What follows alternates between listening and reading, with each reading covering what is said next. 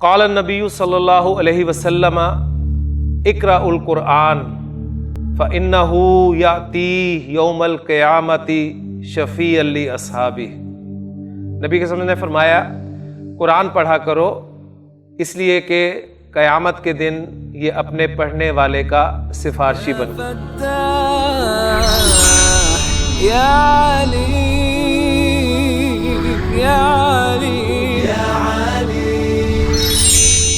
اعوذ باللہ من الشیطان الرجیم، بسم اللہ الرحمن الرحیم۔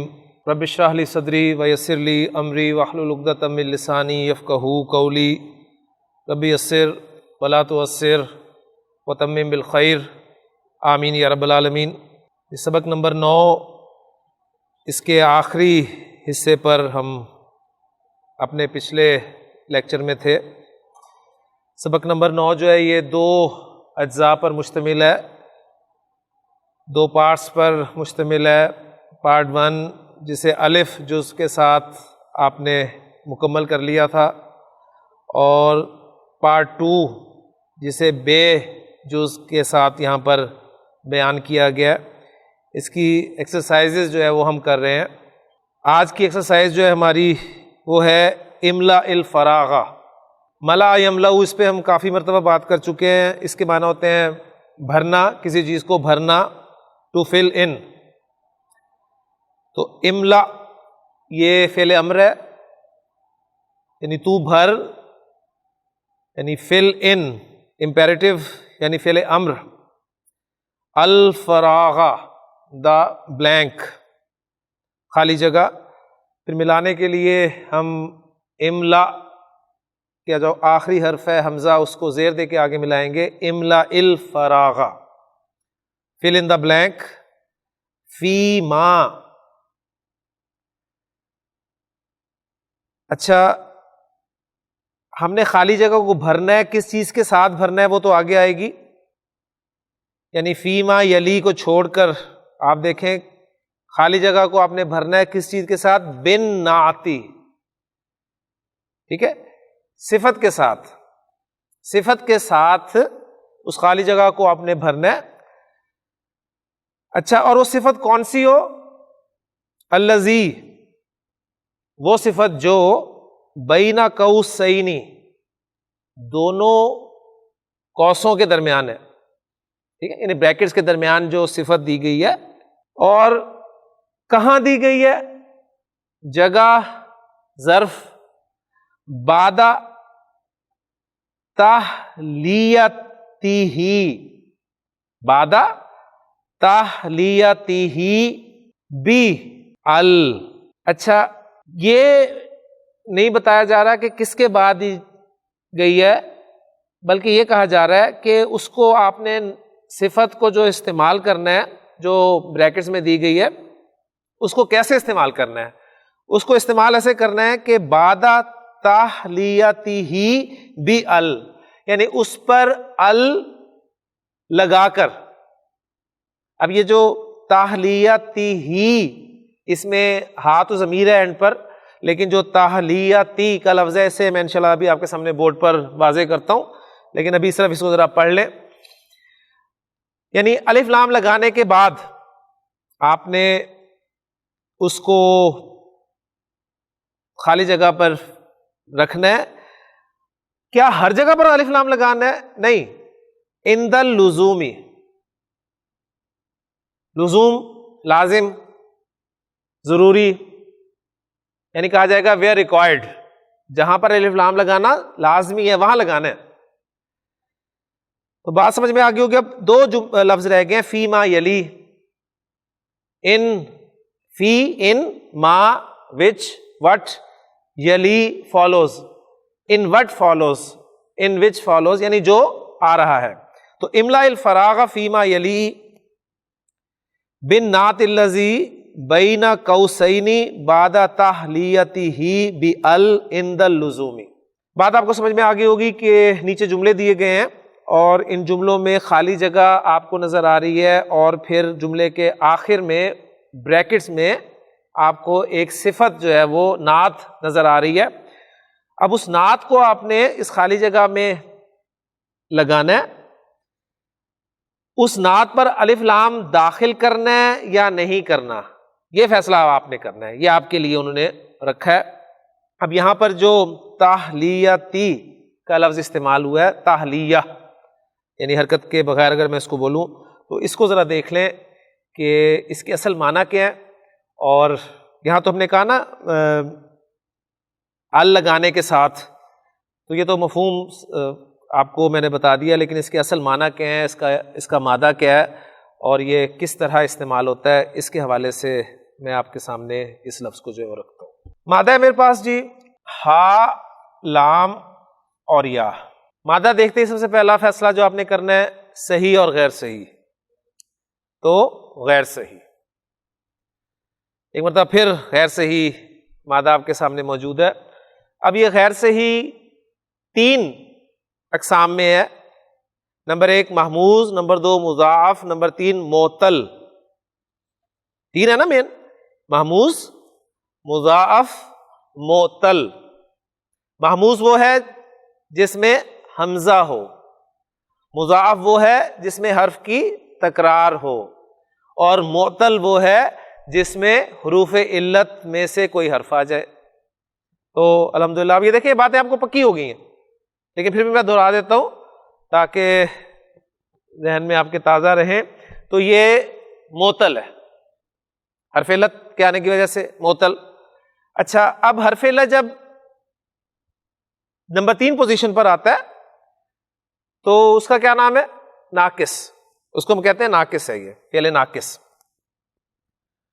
تو یہ آپ کا فعل ناقص ہے، غیر صحیح فعل ناقص۔ پھر اگر حرف علت واو ہے تو ہم اسے کہیں گے ناقص واوی، اور اگر حرف علت یا ہے تو اسے کہیں گے ناقص یائی۔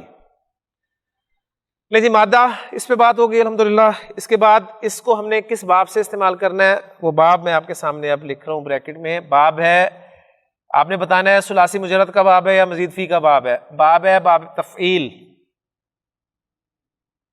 جی مزید فی کا باب ہے باب تفعیل۔ باب کا نام سنتے ہی ماضی اور مضارع کا پہلا صیغہ آپ کے سامنے آنا چاہیے۔ جی باب تفعیل میں پہلا ماضی کا صیغہ کیا ہے؟ فعلا، فعلا، اور مضارع یفعلو، فعلا یفعلو، فعلا یفعلو، اور اس کا مصدر تفعیلاً، یعنی جو نام ہے باب کا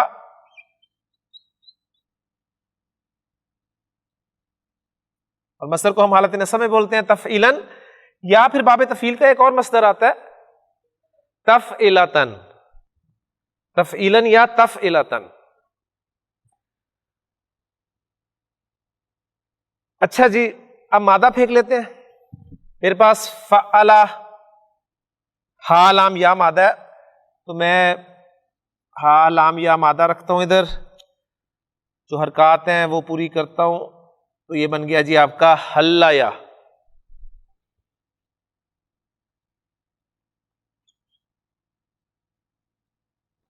اور خالی جگہ فا لام کی جگہ پر ہا لام یا مادہ پھینکتا ہوں، حلیا یحلیو، حلیا یحلیو۔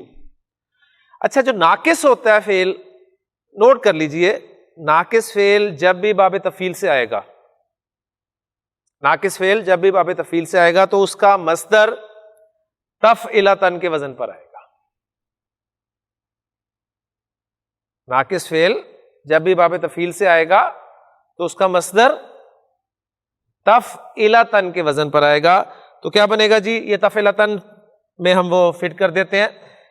ہمارے پاس تا، فا ساکن، عین زیر کے ساتھ، اور لام پہ زبر، اور اینڈ پہ گول تا، کیونکہ فا عین لام کی جگہ ہم نے چھوڑنی ہے نا، تو کیا بن گیا جی؟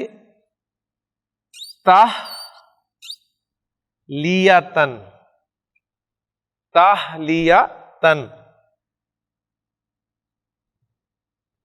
تو ایک چیز تو آپ کے سامنے آ گئی ہوگی کہ یہ جو لفظ آپ کے سامنے ایکسرسائز میں ہے وہ کیا ہے؟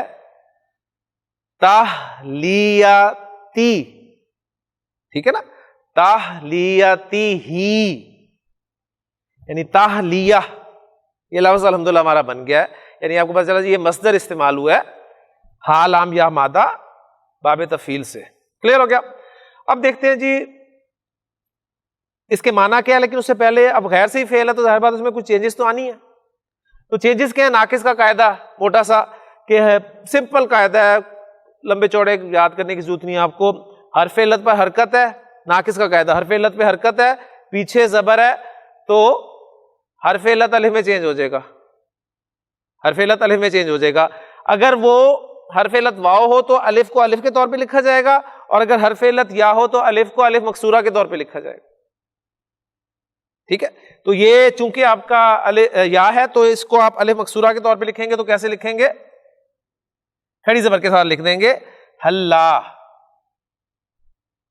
حلا. اور یا پر پیش ہو، پیچھے زیر ہو تو یا کو ساکن کر دیا جاتا ہے، تو یا ساکن ہو جائے گی تو کیا بن جائے گا؟ یحلی، حلا یحلی تحلیتن، حلا یحلی تحلیتن. اس کے بنیادی معنی ہوتے ہیں آراستہ کرنا، آراستہ کرنا، سجانا. ٹھیک ہے، ویسے یہ استعمال ہوتا ہے جب اس کا مفعول استعمال ہوگا نا، الجاریہ،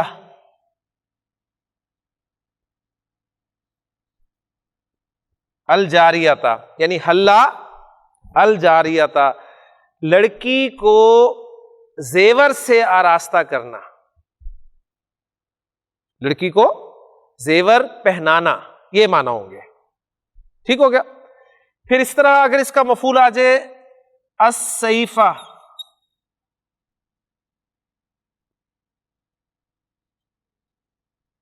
تلوار، تو اس کے معنی ہوں گے تلوار کو آراستہ کرنا. ٹھیک ہے،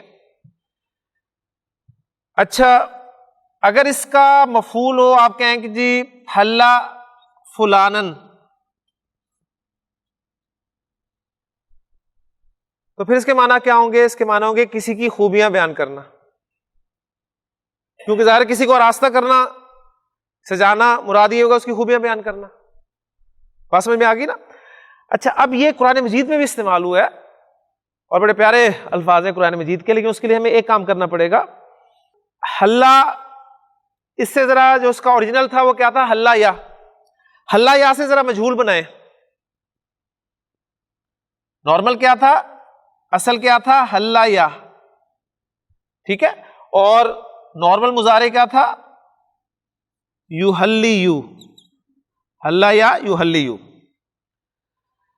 ہاں جی، مجہول جب بناتے ہیں تو مجہول کا یونیورسل رولز، ماضی میں آخری حرف کو چھیڑنا نہیں ہوتا، پچھلے کو چھوڑنا نہیں ہوتا. کیا کرتے ہیں؟ اسے زیر دے دیتے ہیں اور پیچھے جو حرکت والے حروف ہیں ان کو پیش سے چینج کر دیتے ہیں، تو یہ کیا بن گیا؟ حلیہ. ٹھیک ہے، اچھا حلیہ، اس سے ذرا گردان کریں، حلیہ، حلیہ، حلیو، جمع کا صیغہ کیا ہو گیا؟ حلیو، ماضی کا. اچھا اس میں اب پھر ناقص کے قواعد اپلائی ہوتے ہیں کہ دو حروف علت اکٹھے ہو جائیں، دو حروف علت اکٹھے ہو جائیں تو مادے کا اور ایک صیغے کا، تو مادے کا حرف علت ڈراپ کر دیا جاتا ہے، ڈراپ کر دیا، اور اگر پیچھے زبر ہو تو برقرار رہتی ہے، زبر نہ ہو تو پھر صیغے کے موافق حرکت، صیغے کا جو حرف علت ہے اس کے موافق حرکت لگائی جاتی ہے، وہ کیا ہوگی؟ پیش. تو یہ کیا بن گیا؟ حلو، حلو. بڑے پیارے الفاظ ہیں سورۃ الدہر میں، وَحُلُّوا أَسَاوِرَ مِن فِضَّةٍ، اور انہیں کنگن پہنائے جائیں گے. وَحُلُّوا، اور انہیں پہنائے جائیں گے، وہ پہنائے جائیں گے، انہیں آراستہ کیا جائے گا، اساورہ، کنگن، من فضۃ، چاندی کے. ٹھیک ہو گیا؟ تو یعنی ذکر تو آخرت کا ہے نا، بنا ماضی سے ہی ہے، حلو میں ترجمہ کیا کر رہا ہوں، انہیں پہنائے جائیں گے، ظاہر بات ہے یعنی وہ آخرت اتنی کنفرم ہے کہ ماضی کی بات ہے، حلو یعنی پہنا دیے گئے انہیں ہم ترجمہ آپ ظاہر بات ہے اس آخرت کے حوالے سے کریں، وَحُلُّوا أَسَاوِرَ مِن فِضَّةٍ وَسَقَاهُمْ رَبُّهُمْ شَرَابًا طَهُورًا، اور ان کا رب انہیں پاکیزہ شراب پلائے گا. ترجمہ یہ کریں گے وَسَقَا، حالانکہ ماضی کا صیغہ ہے لیکن ترجمہ میں یہ کریں گے پلائے گا. اچھا اسی طرح ذرا مضارع سے بھی بنا لیں مجہول. ہاں جی، مضارع سے مجہول بنانے کا یونیورسل رول کیا ہے؟ آخری حرف کو چھیڑنا نہیں ہے، پچھلے کو چھوڑنا نہیں ہے. ماضی میں ہم نے اسے زیر دی تھی، مضارع میں ہم نے اسے زبر دینی ہے. ٹھیک ہے، اور کیا کرنا ہے؟ علامت مضارع کو پیش کے ساتھ چینج کر دینا ہے، وہ پہلے ہی پیش ہے اسے رہنے دیں. تو یہ کیا بن گیا؟ حلیا یحلیو، یحلیو. اور پھر یحلیو جو ہے یہ وہی قاعدہ اپلائی ہوگا کہ حرف علت متحرک حرکت ہے، پیچھے زبر ہے، اس کو کھڑی زبر میں چینج کر دیں گے. تو یہ آپ کا بن جائے گا یحلا، حلیا یحلا. چینجز ہیں یہ اس لیے میں آپ کو سامنے رکھ رہا ہوں کہ جب آگے ضرورت پڑے گی تو آپ پھر اپنے طور پہ ورکنگ کریں گے. بہرحال یحلا یو تھا، یحلا یو سے جمع کا صیغہ بنائیں ذرا، یعنی اگر ترتیب وار چلیں تو یحلا یو، یحلا یعنی، یحلا یونا. صیغہ ہے یحلا یونا.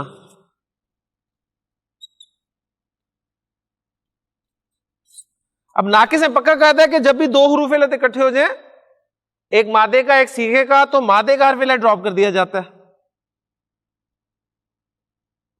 پیچھے زبر ہو تو برقرار رہتا ہے، زبر ہے تو برقرار رہے گا، اور یہ بنے گا یحلونا، یحلونا. تو قرآن مجید میں یہ بھی استعمال ہوا ہے وَيُحَلَّوْنَ فِيهَا، وَيُحَلَّوْنَ فِيهَا مِنْ أَسَاوِرَ مِنْ ذَهَبٍ. یعنی وہاں پر تذکرہ ہے کہ انہیں وہاں اس جنت میں سونے کے کنگن پہنائے جائیں گے. تو دونوں یعنی ایک جگہ چاندی کے کنگن پہنانے کا تذکرہ ہے، ایک جگہ سونے کے کنگن پہنانے کا تذکرہ ہے. تو قرآن مجید میں یہ ورب استعمال ہوا ہے.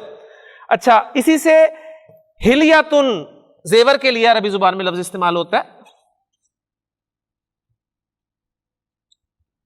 اور ہلیاتن اس کی جمع جو آتی ہے وہ آتی ہے حلیون، زیورات.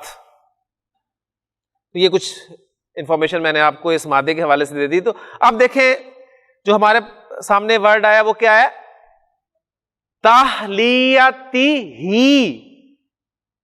ٹھیک ہے نا، یعنی اس کو آراستہ کرنے کے ساتھ، اس کو آراستہ کرنے کے ساتھ، کس چیز کے ساتھ آراستہ کرنے کے ساتھ؟ یعنی بی ال کے ساتھ، یعنی اسے ال لگانا ہے یا نہیں لگانا. اس لیے لزوم کی قید آگے لگا دی گئی کہ جہاں پر لازم ہے وہاں پر اسے ال لگائیں. تو یہ کچھ انفارمیشن تھی آپ کے سامنے اس مادے کے حوالے سے. تو یہ ورڈ آپ جب بھی کبھی اس کتاب میں یا اگلی کتاب میں آئے گا، یا کبھی ہم ٹیکسٹ پڑھیں گے اور اس میں یہ میٹیریل آئے گا، تو انشاءاللہ تعالی ہمارے لیے مشکل نہیں ہوگی. جی اب میں امید کرتا ہوں کہ سمجھ آ گئی ہوگی آپ کو.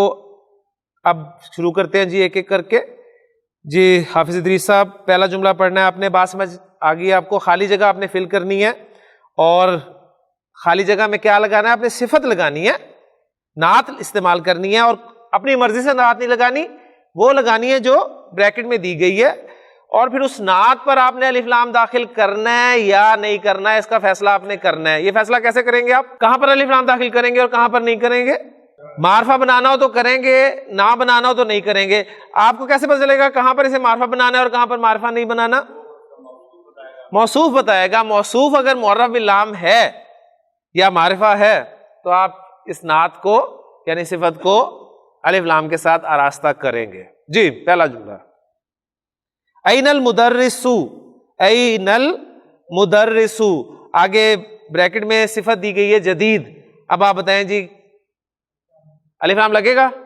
لگے گا. جی این المدرس الجدید، این المدرس الجدید، نیا استاد کہاں ہے؟ جی نیکسٹ. التاجر، خالی جگہ، فی السوق. جی تاجر بازار میں ہے، اور تاجر کی صفت آپ نے لانی ہے کبیر. اب بتائیں الف لام کے ساتھ لائیں گے یا الف لام کے بغیر لائیں گے؟ الف لام کے ساتھ آئے گا. التاجر الکبیر، اس لیے کہ موصوف جو ہے اس کا وہ بھی معرف باللام ہے، تو صفت بھی معرف باللام ہوگی، ظاہر بات ہے جی۔ انا طالب، اور صفت دی گئی ہے قدیم، تو یہاں پر طالب چونکہ نکرہ ہے تو اس لیے صفت بھی نکرہ آئے گی، انا طالب قدیم، میں ایک پرانا طالب علم ہوں۔ یہاں پر موصوف نکرہ کیوں ہے شاہ صاحب؟ پچھلے جملوں میں ہم نے دیکھا تھا موصوف معرفہ تھا، یہاں پر موصوف نکرہ کیوں ہے؟ ہاں جی، یہاں پر موصوف چونکہ خبر کی جگہ پر آ رہا ہے اور خبر نکرہ ہوتی ہے، اس لیے یہاں پر موصوف نکرہ ہے، اور جب موصوف نکرہ ہے تو صفت بھی نکرہ ہوگی۔ ماشاءاللہ جی۔ جلس الطالب، طالب علم بیٹھا، آگے خالی جگہ ہے، الطالب کی صفت لانی ہے آپ نے، الطالب چونکہ الف لام کے ساتھ ہے تو صفت بھی الف لام کے ساتھ آئے گی۔ الجدید، جلس الطالب الجدید، نیا طالب علم بیٹھا، خلف محمد، محمد کے پیچھے۔ جی شاہ صاحب جی۔ من، پھر اس کے بعد آپ نے کیا پڑھا ہے؟ الولد، الولد، تو ملا کر پڑھیں اب اس کو، من اور الولد کو ملائیں، من الولد، من الولد، اور پھر طویل صفت دی گئی ہے، اب الولد کی صفت لانی ہے تو ظاہر بات ہے الطویل لائیں گے، تو من الولد الطویل الذی خرج الآن من الفصل، یعنی وہ لمبا لڑکا جو ابھی کلاس سے باہر نکلا کون ہے؟ ٹھیک ہو گیا جی گلزار صاحب۔ عمار ولد، آگے صفت آئی اس کی کثیر، نکرہ ہی لائیں گے آپ الف لام کے بغیر جی۔ فیصل طبیب، فیصل ایک ڈاکٹر ہے، اور ڈاکٹر کیسا ہے؟ صفت آ رہی ہے شہیر، ایک مشہور ڈاکٹر ہے، فیصل ایک مشہور ڈاکٹر ہے، ماشاءاللہ جی۔ لمن ھذا السریر، یہ بیڈ کس کا ہے؟ اب وہ بیڈ کی صفت آ رہی ہے السریر ہے، آپ کا موصوف تو صفت بھی الف لام کے ساتھ آئے گی المکسور، تو لمن ھذا السریر المکسور، یہ ٹوٹا ہوا بیڈ کس کا ہے؟ جی۔ ھذا قلم مکسور، یہ ٹوٹا ہوا قلم، یہ ایک ٹوٹا ہوا قلم ہے جی۔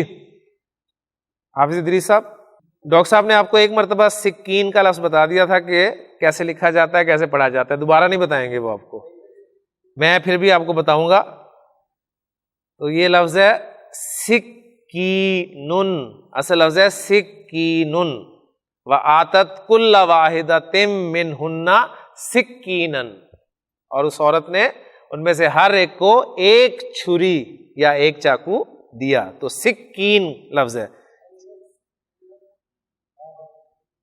این السکین الحاد، الحاد تیز، ٹھیک ہے، تیز چھری کہاں ہے، تیز چاقو کہاں ہے جی۔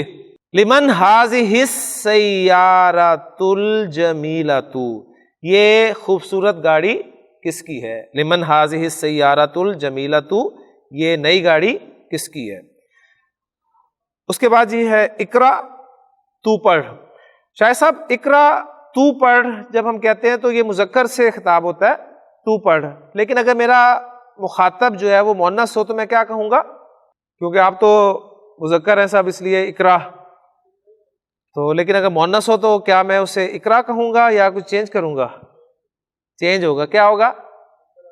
اقرائی، قرأ یقرأ ہے نا، تو یقرأ تقرأ تقرأ، پھر اس کے بعد تقرأینا، تقرأینا ہے نا، تو تقرأینا سے فعل امر کیسے بنے گا؟ نون ڈراپ ہو گیا، علامت مضارع ہٹی، حمزہ لگا، تو اقرائی، تو اقرا تو پڑھ مذکر، اور اقرائی ڈیفینیٹلی لمبا ہوگا ای، اقرائی ڈیفینیٹلی، مذکر اور مؤنث جو واحد ہے نا وہ بھی فرق ہے، مثنیٰ سیم ہے دونوں کا۔ دیکھیں فعل امر 6 صیغوں سے بنتا ہے نا، فعل امر حاضر کے صیغوں سے بنتا ہے، ہم نے جو رول پڑھے تھے، ہم نے تو یہاں پر آسانی یہ کی ہے نا کیونکہ خطاب واحد سے ہے، اس لیے ہم نے ایک ہی صیغے کو سامنے رکھا اور فعل امر بناتے گئے، صحیح ہو گیا نا۔ لیکن ظاہر بات ہے فعل امر تو 6 صیغوں سے بنے گا حاضر کے صیغوں سے، یعنی تقرأو، تقرأانی، تقرأونا، تقرأینا، تقرأانی، تقرأنا، تو ان سب سے الگ الگ بنے گا تو فعل مضارع کو اخف کریں گے، علامت مضارع ہٹائیں گے، پڑھا جائے گا تو فعل امر تیار، نہیں پڑھا جائے گا تو شروع میں پڑھنے کے لیے حمزۃ الوصل لگائیں گے. تو یہ جو پہلا سیکھا ہے وہ بنے گا اقرا، دوسرا بنے گا اقرا، اور تیسرا بنے گا اقرأو، یعنی جمع سے خطاب ہوگا اقرأو. جو میں نے حدیث بھی آپ کو ایک مرتبہ سنائی تھی کہ جو نبی صلی اللہ علیہ وسلم نے فرمایا کہ اقرأو القرآن، اقرأوا القرآن، قرآن پڑھا کرو، فإنہ یاتی یوم القیامۃ شفیعا لأصحابہ، اس لیے کہ قیامت کے دن یہ اپنے پڑھنے والے کا سفارشی بن کر آئے گا. تو اقرأو جمع سے خطاب ہے، اقرأو، ٹھیک ہے. پھر مؤنث سے ہوگا اقرئی، جیسے دیکھیں نا یا ایتھا النفس المطمئنۃ ارجعی، ارجعی مؤنث سے خطاب ہے نا، پہلے امر ہے ارجعی وادخلی، وہ دیکھیں مؤنث سے خطاب ہے تو یا لمبا کر کے، تو اقرئی تو مؤنث پڑھ. کلیئر ہو گیا جی؟ تو یہ بھی پوائنٹ ایک سامنے آ گیا. تو اقرا یا اقرئی جی. الطالب الذی خرج من الفصل الآن من اندونیسیا، جی وہ طالب علم جو ابھی کلاس سے نکلا انڈونیشیا سے ہے. جی ماشاءاللہ. جی شاہ صاحب. الکتاب الذی علی المکتب للمدرسی، وہ کتاب جو میز پر ہے استاد کی ہے. جی گلزار صاحب. لمن ھذا القلم الجمیل الذی علی المکتب، یہ دیکھیں اتنے سارے الفاظ اکٹھے ہو گئے. میں انشاءاللہ کوشش کروں گا کہ اس کو ختم کرنے کے بعد آج ہم نیا لیسن نہیں شروع کریں گے، یہ انشاءاللہ تعالی ہم اگلے لیکچر میں شروع کریں گے. تو ایک دو اس طرح کے لمبے جملوں کی ترکیب میں آپ کے سامنے بورڈ پہ رکھ دوں گا تاکہ آپ کو پتہ چل جائے کہ ان کو کیسے آپ نے جو ہے وہ ترکیب میں لانا ہے. جی الکتاب الذی علی المکتب للمدرسی. جی تیسرا جملہ گلزار صاحب. علی المکتب، لمن ھذا القلم الجمیل الذی علی المکتب. جی کیا ترجمہ کریں گے؟ یہ خوبصورت قلم جو میز پر ہے، یعنی قلم کی دو صفات آ رہی ہیں، ایک تو وہ خوبصورت ہے اور دوسری صفت اس کی ہے کہ وہ میز پر ہے. ٹھیک ہے نا؟ یعنی الذی بھی جو ہے یہ بھی صفت بن کر ہی آتا ہے. تو یہ قلم، یہ خوبصورت قلم جو میز پر ہے، لمن کس کا ہے؟ جی شبیر صاحب. ہاں جی دھیان سے، کیونکہ کوئی لفظ جو ہے وہ ایک حرکت کے ساتھ بھی لکھا ہوا نہیں ہے. جی الذی موصولہ ہی ہے، صفت بن کر آ رہا ہے نا. موصول اپنے صلے کے ساتھ مل کر کچھ نہ کچھ تو بنے گا نا جملے میں، تو صفت بن کے آ رہا ہے. وہ میں اینالائز کرتا ہوں انشاءاللہ بورڈ پہ، ایک آدھا جملہ اس میں سے کرتا ہوں تو انشاءاللہ کلیئر ہو جائے گا. جی شبیر صاحب. شبیر صاحب ایک ایک لفظ ذرا پڑھیں پلیز. البیت الکبیر الذی فی ذالک الشاری، الشاری ماشاءاللہ، الشارعی للوزیری ماشاءاللہ. جی ہاں جی اب ملا کر پڑھیں. البیت الکبیر الذی فی ذالک الشارعی للوزیری. ہاں جی کچھ ترجمہ سمجھ میں آیا اس کا؟ کیا نو یہ للوزیری کو نا، للوزیر کو خبر کے لیے سائڈ پہ کر دیں، یعنی یہ خبر ہے، للوزیری یہ خبر ہے اور اس سے پہلے جو کچھ ہے وہ آپ کا مبتدا ہے. اس کے ساتھ دیکھیں جو الف لام ہوتا ہے نا، اس کے ساتھ اشارہ کیا جاتا ہے عام طور پہ، یعنی وہ بڑا گھر کہیں جو، یعنی الذی کا معنی ہم کرتے ہیں نا وہ جو، تو وہ کو استعمال کریں. وہ بڑا گھر جو اس سڑک پر ہے، یعنی یہاں پر شارع جو اسٹریٹ کے معنی میں، اسٹریٹ ہم دیکھتے ہیں جی فلاں اسٹریٹ فلاں اسٹریٹ فلاں اسٹریٹ، تو مراد یہ ہے یعنی وہ بڑا گھر جو اس سڑک پر ہے، اس گلی میں ہے، وزیر کا ہے. کلیئر ہو گیا نا؟ شارع کے نیچے، اشارع کے نیچے زیر کیوں ہے جی؟ یہ زیر نہیں، ہم کہیں گے کہ جر میں کیوں ہے. جر میں کیوں ہے جی؟ یہ حرف جر فی کی وجہ سے ہے، یعنی مرکب اشاری پورا پورا جر میں ہے. ذالکہ بھی جر والا ہی ہے، ٹھیک ہے، لیکن چونکہ ذالکہ مبنی ہے تو وہ اس پہ آپ کو جر نظر نہیں آ رہی، یعنی یہ نہیں کہنا کہ جی فی ذالک الشاری، ذالکہ ذالکہ ہی رہتا ہے، ذالکہ ذالکہ ذالکہ، ہاں وہ تو تھا نا، وہ اور اسلوب تھا، یعنی ذالکہ زیدن، ذالکما زیدن، ذالکم زیدن، وہ اور اسلوب تھا نا. پھر ذالکی زیدن، ہاں وہ یعنی ذالکی اس لیے لگا تھا کہ آپ کا مخاطب جو ہے وہ مؤنث واحد مؤنث تھی، تو آپ نے کہا ذالکی زیدن، ذالکی زیدن، اشارہ زید کی طرف ہی کر رہے ہیں اور بتا رہے ہیں کہ وہ ترجمہ یہ کریں گے وہ زید ہے، لیکن وہ کاف ضمیر والی نہیں ہے، ایک خطاب ہے جو چینج ہوتی ہے پھر مخاطب کے اعتبار سے، یہ ہم پڑھ چکے ہیں تفصیل سے، ٹھیک ہے نا. ذالکما، پھر ذالکن، فذالکن الذی لمتننی فیہ، یہ تھا وہ جس کی وجہ سے تو مجھے ملامت کرتی تھی. ذالکن، قرآن مجید میں سورہ یوسف میں آپ الفاظ دیکھ رہے تھے. جی آخری جملہ اپنا عرفان صاحب. السریر الذی فی غرفۃ خالد مکسور، یہ پورا جملہ ہے. اس جملے میں مبتدا کیا ہے؟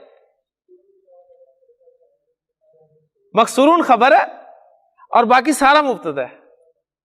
دیکھیں نا، ترجمہ کریں. وہ پلنگ جو خالد کے کمرے میں ہے ٹوٹا ہوا ہے. اصل جملہ یہ ہے السریر مکسورون، پلنگ ٹوٹا ہوا ہے. اب وہ پلنگ اس کی صفت آ رہی ہے الذی کے ساتھ. کون سا پلنگ جی؟ وہ پلنگ جو، اب جب بھی اس میں موصول آئے گا میں چاہتا ہوں وہ پلنگ جو ٹوٹا ہوا ہے، مطلب میں خبر نہیں دے سکتا، جو کے بعد مجھے مینشن کرنا پڑے گا کس پلنگ کی بات کر رہا ہوں، کون سا جو جی. پھر جو کے بعد ایک جملہ آئے گا یا شبہ جملہ آئے گا. جملہ مین پورا جملہ اور شبہ جملہ مین جار مجرور یا ظرف پلس مضاف الیہ. تو یہ جار مجرور آ رہا ہے، دیکھیں فی غرفۃ خالدن، فی غرفۃ خالدن، اصل میں تھا غرفۃ خالدن، خالد کا کمرہ، پھر فی غرفۃ خالدن، خالد کے کمرے میں، اور پھر مکسورن ٹوٹا ہوا ہے. نہیں جی الحمدللہ کافی ورکنگ ہوگی آج. بیتن جدیدن نیچے انہوں نے ایک مرکب توصیفی بنا دیا آپ کے لیے، اور بیتن کو انہوں نے منعوتن لکھا ہے. منعوتن معنی ڈیسکرائبڈ ورڈ، جس کی آپ صفت بیان کر رہے ہیں، کیونکہ ایڈجیکٹو کی ڈیفینیشن آپ کیا کرتے ہیں؟ Adjective is a word which qualifies a noun which describes a noun، یہی ہوتی ہے نا ڈیفینیشن اس کی. تو منعوتن ڈیسکرائبڈ ورڈ، ٹھیک، اور نعتن ڈیسکرائبنگ ورڈ. تو ڈیسکرائبڈ اور ڈیسکرائبنگ کا فرق آپ کے علم میں چونکہ ہے تو یہ بھی کلیئر ہو گیا. پھر اس کے بعد الکلمات الجدیدۃ، نئے کلمات ہیں، اس میں المکتبۃ، الانا، المروحۃ، المستوصف، المدرسۃ الثانویۃ، الوزیر، شہیر اور حاد. یہ تھے جی ہمارے الکلمات الجدیدہ. الحمدللہ ہمارا 9واں سبق دروس اللغۃ العربیہ کا مکمل ہو گیا. بہت کچھ تھا اس سبق میں، اس کے علاوہ ہم نے بہت کچھ کیا. ترکیب زبانی آپ کے سامنے آ گئی ہے، انشاءاللہ تعالیٰ پھر کسی وقت بورڈ پہ بھی آ جائے گی انشاءاللہ تعالیٰ. اگلے لیکچر میں ہم 10واں سبق انشاءاللہ تعالیٰ شروع کریں گے. اللہ تعالیٰ سے دعا ہے کہ اللہ تعالیٰ ہمارے لیے ان اسباق کو آسان کرے. سبحانک اللہم و بحمدک، اشہد ان لا الہ الا انت، استغفرک و اتوب الیک. قال النبی صلی اللہ علیہ وسلم اقرأ القرآن فإنہ یأتی یوم القیامۃ شفیعا لأصحابہ. نبی کے وسلم نے فرمایا قرآن پڑھا کرو، اس لیے کہ قیامت کے دن یہ اپنے پڑھنے والے کا سفارشی بن